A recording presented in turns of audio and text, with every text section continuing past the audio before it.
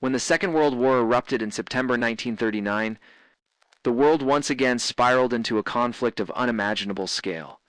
Soldiers marched, tanks rumbled, and aircraft roared overhead, but behind the front lines, another silent battle began. It was fought in kitchens and schoolyards and in children's bedrooms across continents. For the youngest, war was not a political event or a military campaign, it was a sudden rupture in daily life. They were too young to understand the ideologies at stake, but old enough to feel the tremors of fear in their parents' voices and to see the worry etched into every adult face. Childhood, once filled with laughter and games, became a fragile treasure threatened by bombs, hunger, and separation. Across Europe, cities that had once echoed with laughter and street vendors now vibrated with the wail of sirens. The war turned familiar streets into alien landscapes scarred with rubble. Sidewalks where children played hopscotch or marbles were suddenly cratered by bombs. The first nights of blackouts terrified children who were told to sit quietly in darkened rooms, while the sounds of distant engines filled the air. Gas masks, once demonstrated in school lessons, became everyday companions, carried in cardboard boxes slung across young shoulders. For many, these masks were both strange toys and ominous symbols of danger. In basements and shelters, the innocence of childhood collided with the thundering realities of global conflict. Britain quickly faced the challenge of protecting its youngest citizens from German air raids. Operation Pied Piper, one of the largest evacuations in history, sent more than 1 million children from London and other urban centers to the countryside. Trains overflowed with boys and girls clutching small suitcases, their names pinned to their coats like parcels. They waved goodbye to mothers at platforms, many not knowing when or if they would see them again. For the children, the countryside promised safety, but it also meant strangeness, new families, new accents, new rules. Some were welcomed warmly, treated like kin. Others felt like unwanted guests, resented for the food they consumed or the space they occupied. Safety came at the cost of separation, and that loss left deep marks. In the villages and farms where evacuees found refuge, the days were safer, but hardly carefree. Many children struggled with homesickness, writing tear-stained letters back to parents in the cities. Some discovered joy in open fields and fresh air, experiencing rural life for the first time. Others endured cruelty, treated as little more than extra labor on farms or in kitchens. Teachers who accompanied them tried to maintain a sense of routine, teaching lessons in barns or makeshift classrooms. Yet the looming threat of war never fully disappeared. Every letter from home carried anxiety. Every news bulletin risked breaking the fragile bubble of safety. Even far from bombs, the war was always present, reshaping how children saw themselves and the world. While British children endured displacement, German children were drawn into a very different transformation. The Nazi regime mobilized youth as an essential part of its ideology. Boys joined the Hitler Youth, where they learned to march in formation, recite propaganda, and prepare for soldiering long before adulthood. Girls were enrolled in the League of German Girls, taught that their duty was loyalty, service, and eventually motherhood for the Reich. Uniforms, badges, and parades blurred the lines between play and indoctrination. Childhood was deliberately molded into obedience. Even toys were militarized model tanks, wooden rifles, and board games that echoed conquest. For many, the sense of belonging masked the loss of true innocence, as playtime became training for a war they were destined to inherit. In Poland, childhood ended almost overnight.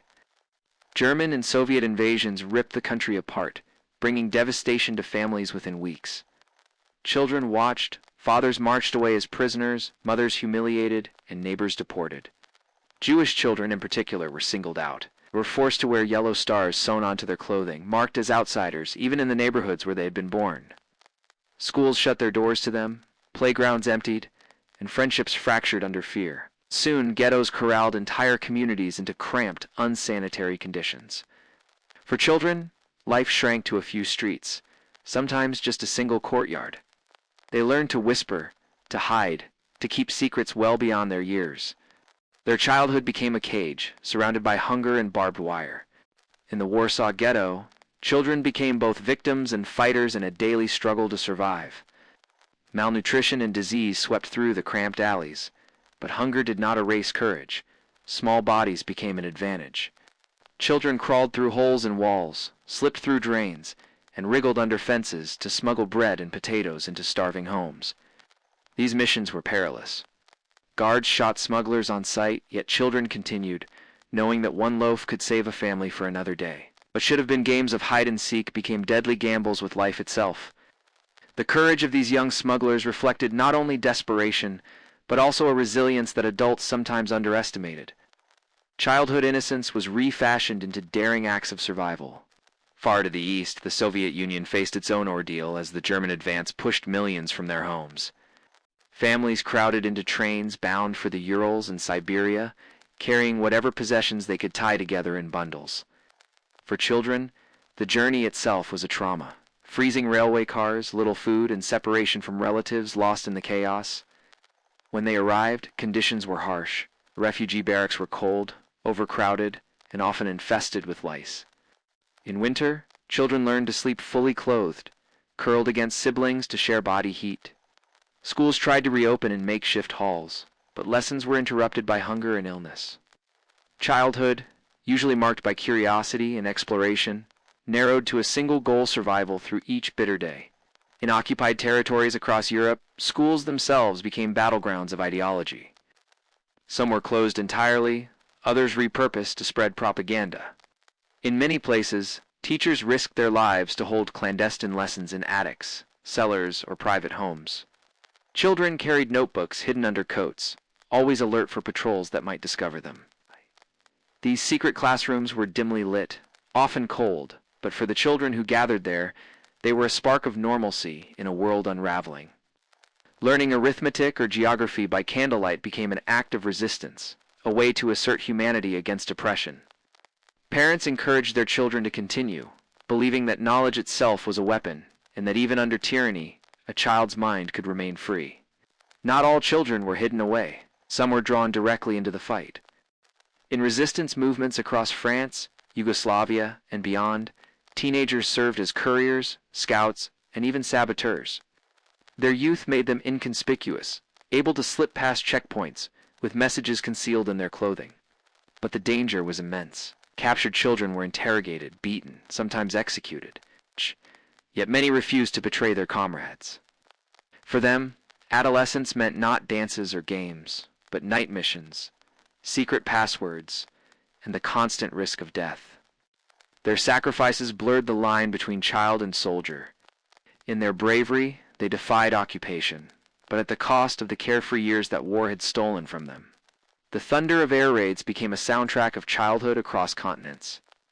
In London during the Blitz, families huddled in underground stations, children clutching dolls or blankets as bombs rattled the ground above. Parents tried to soothe them with lullabies, but the crash of explosions always broke through.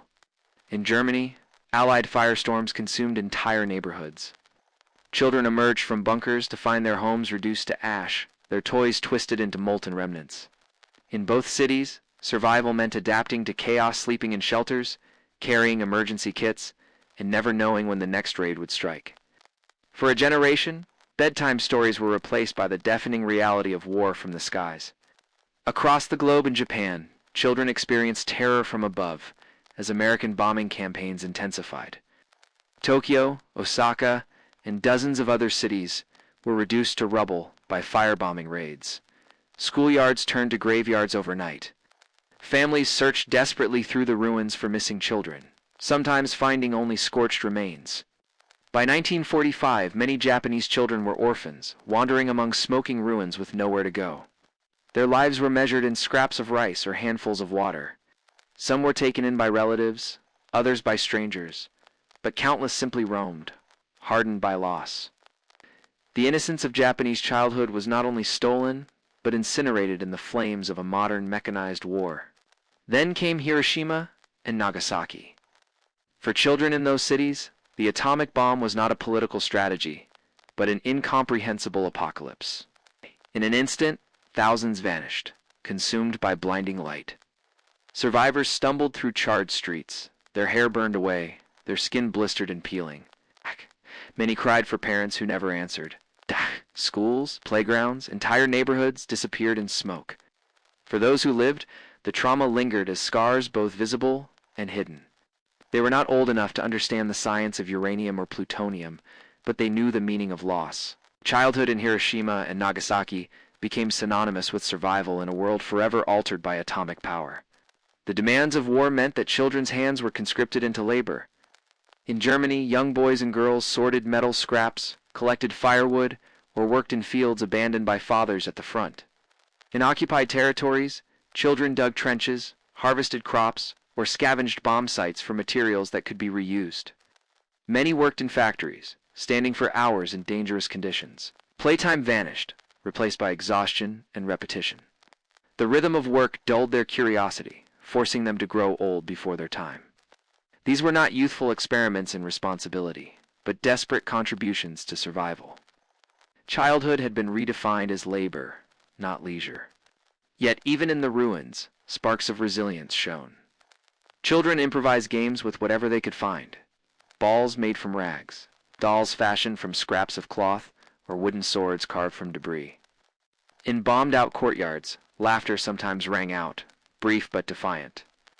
Adults often wept at these sounds, realizing that even after everything, the instinct to play endured. These moments were fleeting, fragile, but they reminded communities of the humanity that war could not entirely erase. Childhood joy became a form of rebellion against despair, proof that innocence, though battered, could flicker in the darkest of times.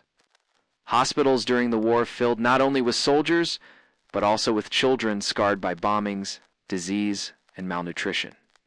Nurses became surrogate mothers, holding trembling hands and whispering words of comfort in overcrowded wards.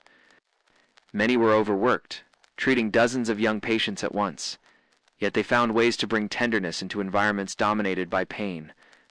A smile, a lullaby, or a gentle touch could mean as much as medicine. For countless children separated from families, nurses were the only source of warmth and safety they knew. In their care, the fragility of youth was met with extraordinary compassion, a quiet counterbalance to the violence raging outside hospital walls. Humanitarian organizations, such as the Red Cross, struggled to bring relief. Convoys carried food, clothing, and medicine to refugee camps where lines of children waited with tin bowls. Volunteers organized games, distributed crayons and paper, and tried to rebuild routines. In some camps, makeshift schools emerged, where lessons were taught alongside aid distribution. Yet resources were always scarce, and the need was overwhelming. For many children, a single bar of chocolate from an aid worker became a treasured memory of kindness amid devastation. These efforts could not erase the scars of war, but they planted small seeds of healing that would grow in the decades that followed. Some children found solace in writing. Diaries, journals, and letters became ways to process the unthinkable. The most famous belongs to Anne Frank, whose words penned in a secret annex in Amsterdam captured the fears, hopes, and dreams of countless children living under tyranny. Her voice, tender yet unflinching, remains a testament to both the fragility and resilience of youth. But Anne was not alone. Across Europe and Asia, children left behind notebooks filled with sketches, poems, and simple observations of daily survival. Each page, fragile and often hidden, stands as evidence that even in war, young hearts sought to understand and record their world. For every diary preserved, millions of children's voices were silenced. Some perished in concentration camps, their names erased alongside their families. Others died in bombings, famines, or forced marches.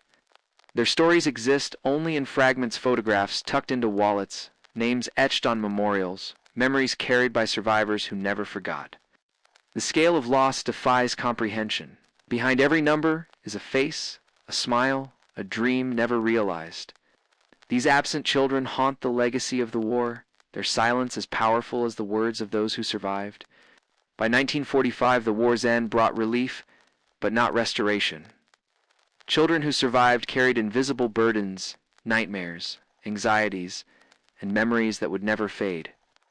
They were expected to rebuild, to grow, to become adults in societies desperate for renewal. But they were not the same as the children of 1939. The war had taken years that could never be returned. For them, peace was not a clean beginning, but a challenge. How to live again after innocence had been lost. This was the true legacy of their childhood, and it shaped the post-war world in ways that echoed long after the guns fell silent. The end of the war did not instantly restore normalcy. Across Europe and Asia, millions of children wandered through ruined streets, displaced and often alone. They searched for relatives who might never return, clutching photographs, letters, or scraps of clothing as proof of who they were. Orphanages overflowed, many operating in bombed-out buildings with broken windows and scarce food. For children, survival no longer meant dodging bombs, but learning to live in a world emptied of parents, siblings, and familiar surroundings. Hunger still gnawed, disease still threatened, and the trauma of years under fire lingered in every nervous glance. Peace was not a clean slate. It was another battlefield, this time inside their hearts and minds. Refugee camps became temporary homes for countless young survivors. Rows of canvas tents stretched across fields, filled with families broken by the war. Children queued for meals, their eyes scanning for parents who never came. Aid organizations set up schools within these camps, but learning was often interrupted by illness or waves of new arrivals. Some children played in the dirt, improvising games to distract themselves from hunger and uncertainty. Others withdrew into silence, unable to process the magnitude of loss. For aid workers, each child was a reminder that wars did not end when treaties were signed. The scars lingered in every small body and every quiet gaze. Reunion efforts often brought bittersweet results. After the liberation of concentration camps, surviving children were placed in hospitals or orphanages, while authorities searched for family. Some were joyfully reunited with mothers or fathers who had endured unimaginable suffering. Others discovered that no one remained their names, the only thing left of once vibrant families. The trauma of reunion itself was profound. Children had changed, hardened by years of survival, while parents returned broken, unrecognizable to their own sons and daughters. Tears of joy and grief often mingled, as both generations realized that the war had not only stolen lives, but reshaped the bonds of family forever. Psychologists and doctors began to observe the deep effects of war on children. Nightmares plagued them, screams echoing in the dark long after the bombing had stopped. Some displayed sudden bursts of anger, others retreated into silence. The term war trauma was not yet widely understood, but its evidence was everywhere in bedwetting. In nervous twitches, in children who startled at the sound of airplanes even in peacetime. Adults struggled to help, often consumed by their own losses to provide comfort. For many, the war lived on in their children's behavior, invisible wounds that could not be bandaged or stitched shut. Teachers faced the daunting task of restoring education to war-torn generations. Classrooms were rebuilt from rubble, desks replaced with crates, and lessons resumed under leaking roofs. In many places, schools doubled as community centers, offering not just knowledge, but stability. Yet education was shadowed by war memories. Children doodled tanks and planes in margins, their imaginations shaped by years of destruction. Teachers encouraged reading, writing, and arithmetic, but they also tried to nurture empathy and cooperation qualities nearly lost in years of violence. Education became not just about subjects, but about restoring humanity to children who had been forced to grow up too quickly. Stories of resilience also emerged. In cities like Warsaw, children formed scouting groups to reclaim their childhood through games, camping, and music. In Japan, orphans created tight-knit communities, protecting one another and sharing scraps of food. Across Europe, children participated in cultural activities, choirs, theater, art classes that tried to restore joy. These initiatives did not erase the scars of war, but they offered breathing space, moments when laughter could return. For parents and aid workers, hearing children sing or watching them play reminded them that despite everything, youth had not been entirely extinguished. Hope, though fragile, had survived alongside them. For many children, survival also meant migration. Families moved across borders, seeking safety and opportunity in countries untouched by destruction. Ships carried orphans to new homelands: Britain, the United States, Canada, Australia. These children, displaced by war, had to learn new languages and adapt to new cultures. Some thrived, building new lives far from the ruins of their birthplaces. Others carried a sense of dislocation, never fully belonging to the places they arrived in. Migration offered safety, but also stripped away roots. These child refugees became living reminders of war's ability to scatter families like seeds in the wind. The Holocaust left the deepest wounds among child survivors. Those who escaped death in ghettos or camps emerged carrying unimaginable memories. Some could not recall what life had been before playgrounds, schools, or even their parents' faces. Many grew up with a fractured sense of identity, struggling to reconcile the horror they had seen with the lives they tried to rebuild. Organizations worked to restore Jewish orphanages, schools, and communities, but nothing could truly replace what had been lost. These children were the inheritors of absence, tasked with remembering families annihilated, cultures erased, and the simple childhoods that would never return. In Asia, children in China and Southeast Asia also bore lasting scars. Years of Japanese occupation left villages burned, families scattered, and children forced into labor or conscripted as soldiers. After the war, these children often returned to communities still racked with famine and political turmoil. For them, peace did not mean stability, but another chapter of struggle. In China, civil war erupted almost immediately, further displacing children who had barely survived Japanese invasion. Childhood in Asia, like in Europe, was marked not only by the global war, but also by the turmoil that followed, ensuring that innocence was never fully restored. The Pacific War's legacy on Japanese children was profound. Those who survived the bombings grew up in a nation stripped of empire, occupied by foreign soldiers, and struggling to rebuild from ashes. Children scavenged in ruins, often barefoot and hungry. Yet they also became symbols of recovery, celebrated in post-war propaganda as the embodiment of resilience. Schools were rebuilt, textbooks rewritten, and a new vision of childhood emerged, one meant to distance the nation from its militarized past. But for the children themselves, the memories of firebombs, hunger, and atomic horror remained etched forever in their minds. The psychological weight of war often revealed itself decades later. Adults who had been wartime children described lifelong struggles, recurring nightmares, anxiety, mistrust of authority, or difficulty expressing emotions. Some spoke of a constant sense of loss, as if their true childhood had been stolen.